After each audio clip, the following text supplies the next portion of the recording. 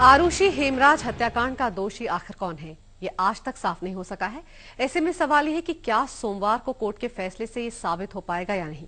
हालांकि इतना तय है कि जिसने भी इस वारदात को अंजाम दिया वो आज भी खुला घूम रहा है। इसी मिस्ट्री के तमाम पहलुओं पर चर्चा करने के लिए हमारे साथ स्टूडियो में खास मेहमान मौजूद हैं। वरिष्ठ वकील संतोष त्रिपाठी जी हमारे साथ हैं, समाज सेविका शबनम खान जी हमारे साथ हैं, नारी उद्घोष के मुख्य संपादक सुषमा गणेश पांडे जी हमारे साथ हैं और दिल्ली से हमारे साथ जुड़ रहे हैं सीबीआई के पूर्व निदेशक जोगेंद्र सिंह जी। तो आइए शुरू करते हैं खास पेशकश।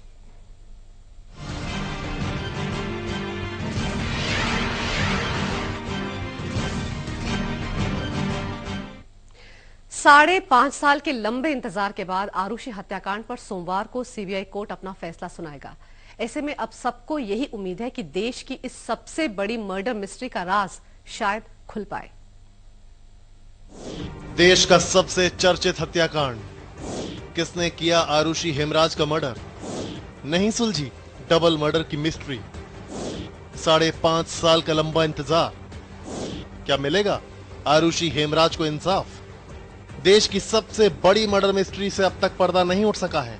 कौन है आरुषि और हेमराज का कातिल, इसका खुलासा अब तक नहीं हुआ है। सवाल है, क्या इस कांड को अंजाम देने वाला शख्स खुली हवा में आजाद घूम रहा है। दिल्ली से सटे नोएडा में हुए इस डबल मर्डर पर सोमवार को फैसला आ सकता है।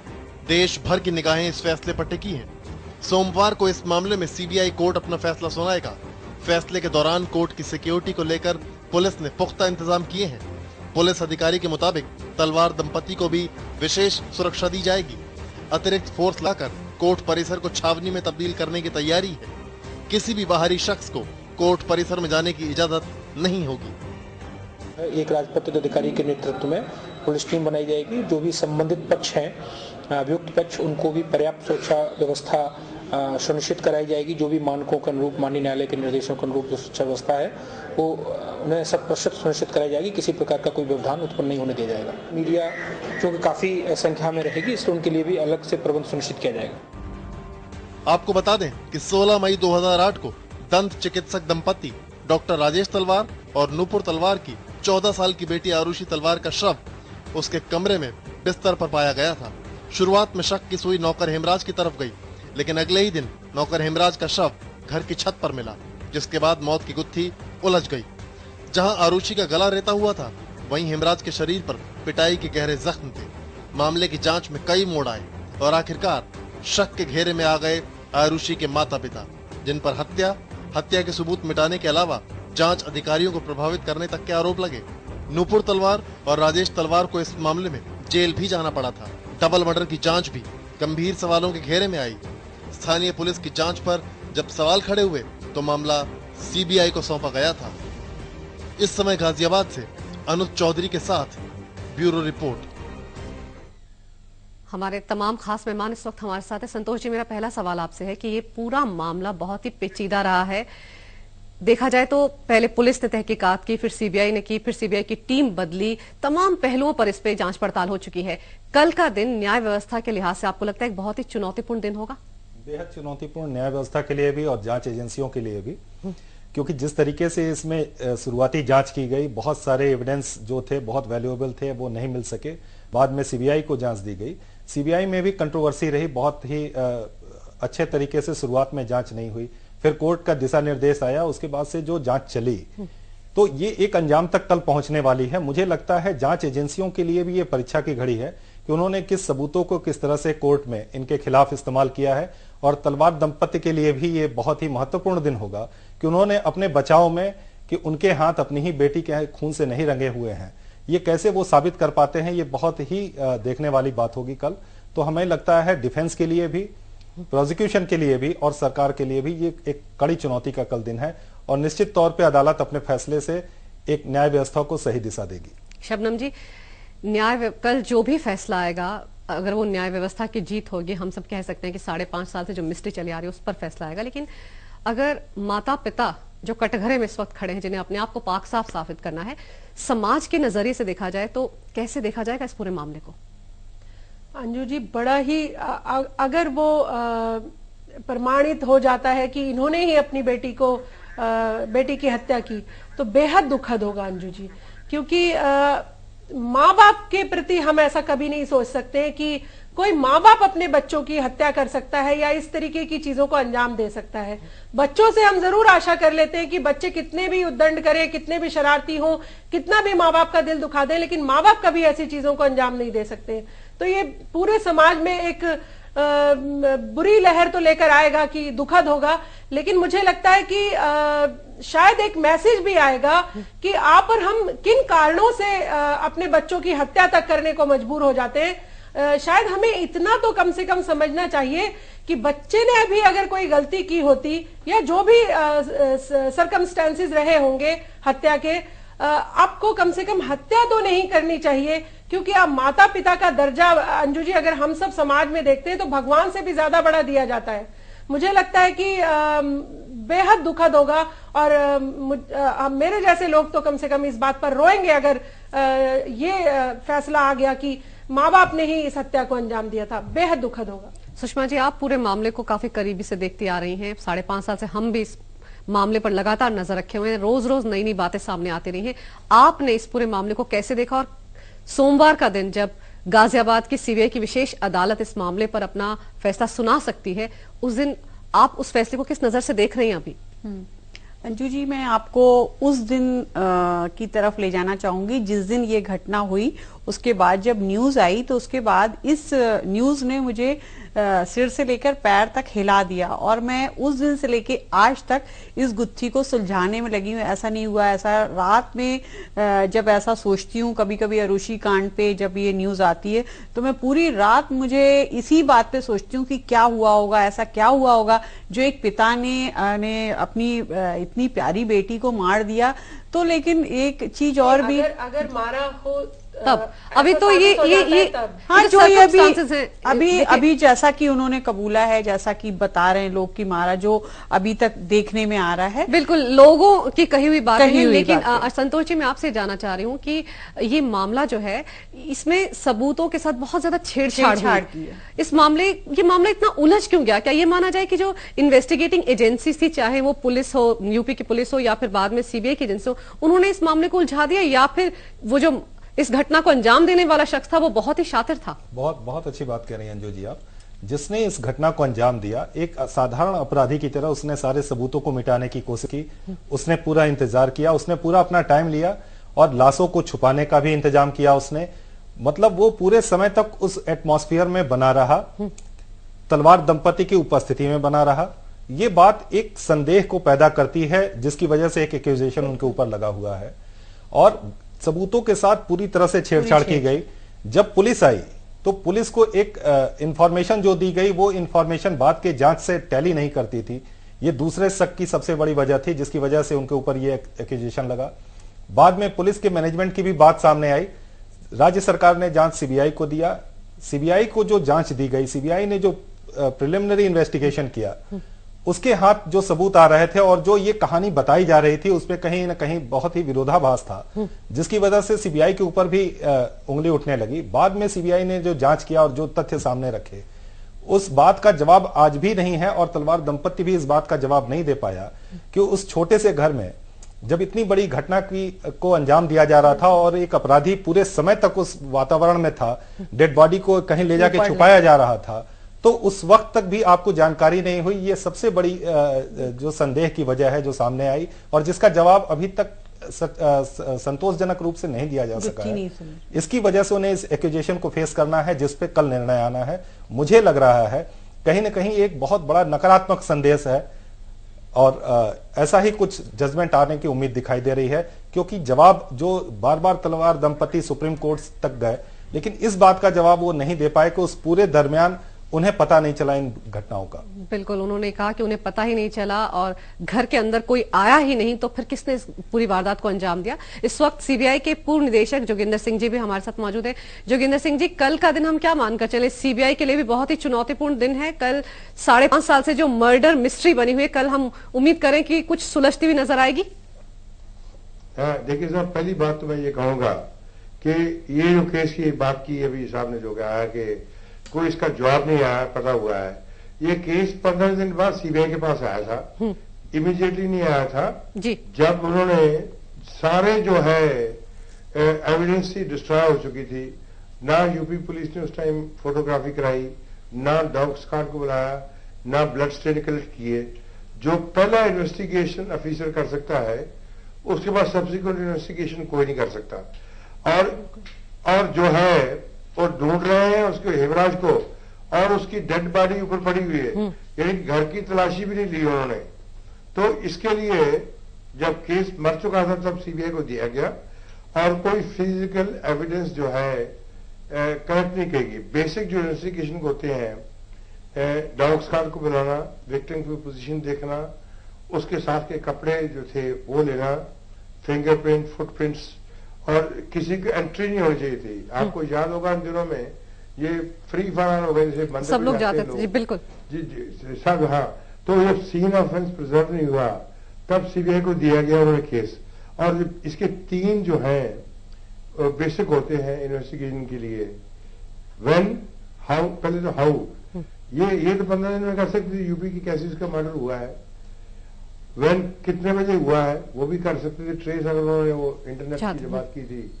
अब सीबीआई ने कहा कि 12 से 3 बजे तक था, उनको पता था ये हो रहा है। और क्या वो रोज शराब पीते थे, या इंसिडेंट के बाद अपना गम गलत करने के लिए, गलती मानने के लिए उन्होंने किया था, और जो है वाई क्यों हुआ था। अब ऐसा है कि सीबीआई के पास जो है इन्वेस्टिगेटिंग ऑफिसर है, पर एविडेंस तो लोगों की होनी चाहिए ना। लॉ के मुताबिक कोई भी कन्फेशन पुलिस के सामने करें आप, या सीबीआई के सामने करें कि मैंने कत्ल किया, मैंने मारा है, उसकी कोई वैल्यू नहीं है। वैल्यू सिर्फ उसी की है जो विटनेस कोर्ट में बोलेगा। और इस देश में कोई सजा नहीं है झूठ बोलने के लिए, कोर्ट में बयान देने के बाद बयान बदलने की भी। आपको याद है वो शायद गोयनका थे, वो मैच फिक्सिंग केस में उन्होंने कन्फेशन स्टेटमेंट दी, उन्होंने कहा नहीं मैंने तो नहीं कहा, नहीं मुझे जबरदस्ती करवाया। लेकिन जोगिंदर जी, ये जो मामला अब इन्वेस्टिगेशन के बाद, क्योंकि दूसरी टीम थी सीबीआई की जिसने जांच पड़ताल नए सिरे से एक तरह से की है, अब कल के दिन को आप कैसे देख रहे हैं? क्या हम ये उम्मीद करके चलें कि भले ही इसमें कोई गवाह नहीं था, लेकिन जो हालात थे मौका वारदात के, उनके आधार पर आसान डगर है कल इस मामले में मकाम तक पहुंचने के लिए? मैं बताऊंगा, ये इसमें सुप्रीम कोर्ट की अपनी रूलिंग है।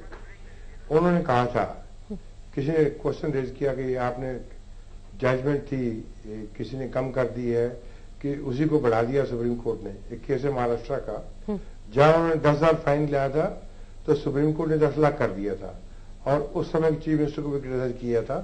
उन्होंने एक आदेश दिया था कि पुलिस अपनी डायरी में एंटर नहीं करेगी, कोई एमएलए एमपी टेलीफोन करे, क्या उसने कहा है। तो जब उनसे पूछा गया तो उसने कहा है जो भी जस्टिस दुनिया में कहीं भी होता है वो जज सेंट्रिक है, जज के ऊपर मुनहसर है। आपके सामने केस है कटोची का, उसी एविडेंस पे स्विट्जरलैंड ने सारे बिफोर पे केस के पेपर ट्रांसफर कर दिए, उसी एविडेंस के ऊपर मलेशियन कोर्ट ने उसको एक्स्ट्राडाइट नहीं किया या इंडिया के लिए। तो ये कल क्या फैसला होता है देखिए। वो तो मैं जज साहब से ना जानता हूं, ना उनसे बात की है, ना ही मैं भी ज्योतिषी हूं।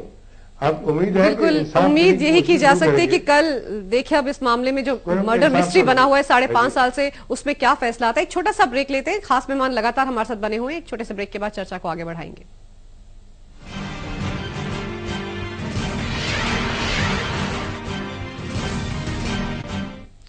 सोमवार का दिन न्याय के हिसाब से बहुत अहम दिन है, क्योंकि उस दिन 5.5 साल से जो मर्डर मिस्ट्री पर पर्दा पड़ा हुआ है, उम्मीद यह है कि सीबीआई की विशेष अदालत जब अपना फैसला सुनाएगी आरुषि मर्डर केस पर, शायद उस राज पर से पर्दा उठ सके। इसी पर चर्चा कर रहे हैं हमारे खास मेहमान लगातार हमारे साथ बने हुए हैं। संतोष जी, आपसे मैं ये जानना चाह रही हूँ कि ये जो मामला था, इसमें जाहिर सी बात है गवाह तो कोई था नहीं, सर्कमस्टांशियल एविडेंस के आधार पर ही पूरी कहानी को तैयार किया गया, पूरे मामले को तैयार किया गया। कितना मुश्किल रहता है इन्वेस्टिगेटिंग एजेंसी के लिए ऐसे मामलों में तफ्तीश को आगे बढ़ाना? देखिए, जहां पे डायरेक्ट गवाह नहीं है, निश्चित तौर पे एक बहुत ही जिम्मेदारी का काम होता है कि किसी भी प्रोसिक्यूशन के लिए कि उस केस को उसके अंजाम तक बुलाया जाए। Collection of evidence, chain of circumstances, और कहीं से भी वो ब्रेक नहीं होनी चाहिए। तो एक बहुत कठिन जिम्मेदारी होती है। लेकिन दुर्भाग्यवश आज हमारे देश में गवाही के लिए जो लोगों ने घटनाओं को देखा है वो भी सामने नहीं आते हैं।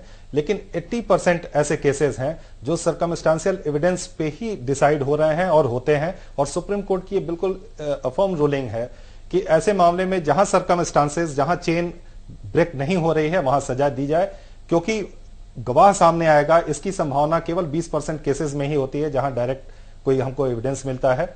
और पुलिस के सामने मैं थोड़ा सा डिफर करना चाहूंगा। जोगिंदर सिंह जी की बात अपनी जगह बिल्कुल सही है कि उस बयान का मतलब ज्यादा होता है जो जज के सामने दिया जाए, कोर्ट के सामने दिया जाए, लेकिन उन गवाहों का जो स्टेटमेंट जो पुलिस और प्रोसिक्यूशन एजेंसी के सामने दिया जाता है वो बहुत ही महत्वपूर्ण होता है इन्वेस्टिगेटिंग एजेंसी के लिए अपनी जांच को आगे बढ़ाने में, क्योंकि जिसने क्राइम को किया है वो जो अगर कोई बयान दे रहा है दबाव में या अदरवाइज, वो उस घटना को जोड़ने में कहीं ना कहीं सहायक होती है।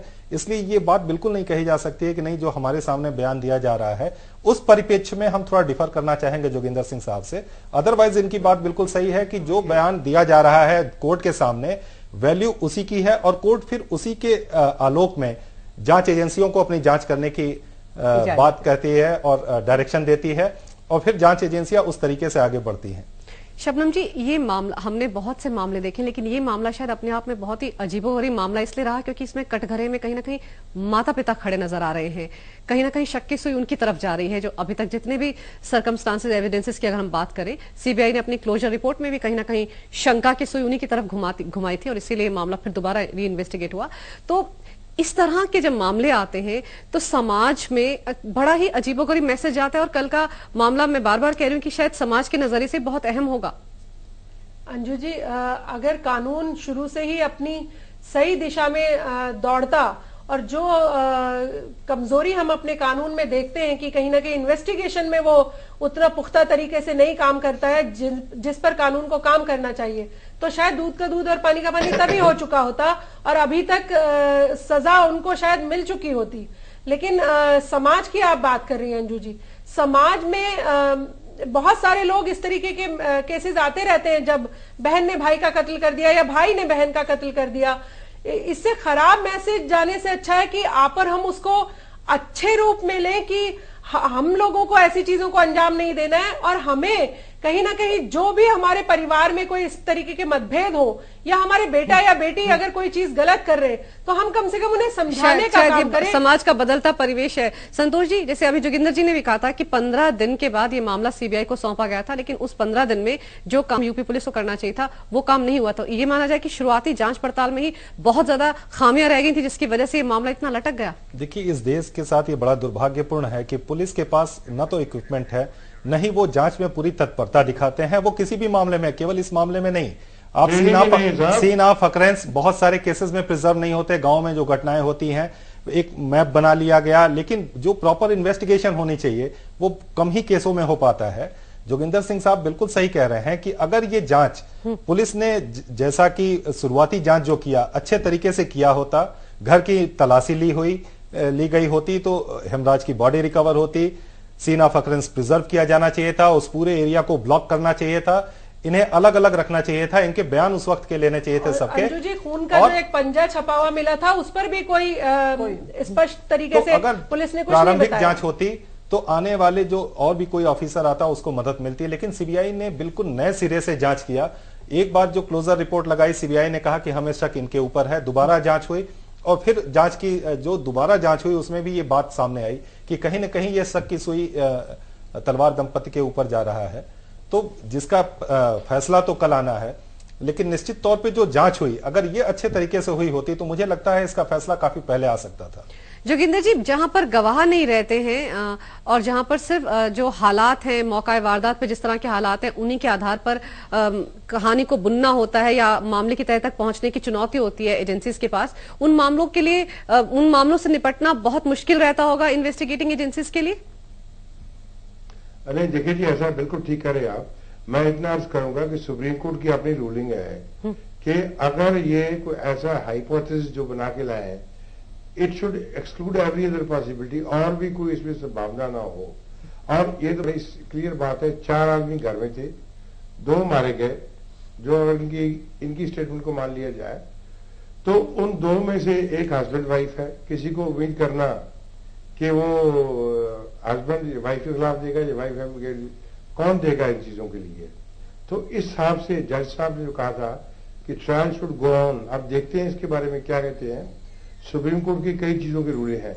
और दूसरी बात मेरे मित्र ने भी ठीक कही, ये यूपी पुलिस के बारे में जो है, मुझे दुख से कहना पड़ता है 61%, 3 लाख कुछ 8 पोस्टें हैं, 61% यूपी पुलिस में खाली हैं। दुनिया का नॉर्म है 240 पुलिसमैन 1 लाख पॉपुलेशन चाहिए, और यूपी में 73 पुलिसमैन बनते हैं, उनको भी लगा लो जो वीआईपी ड्यूटी पे है।